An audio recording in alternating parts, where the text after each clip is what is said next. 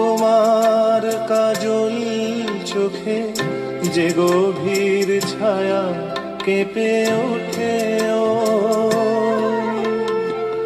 তোমার আধারে ওগো যে হাসির মধু মায়া ফোটে ও,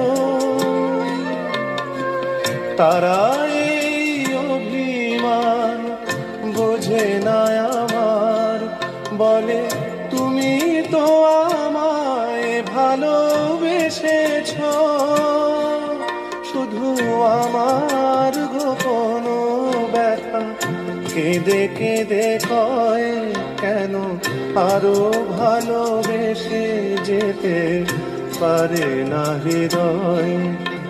আমি এত যে তোমায় ভালোবেসেছি।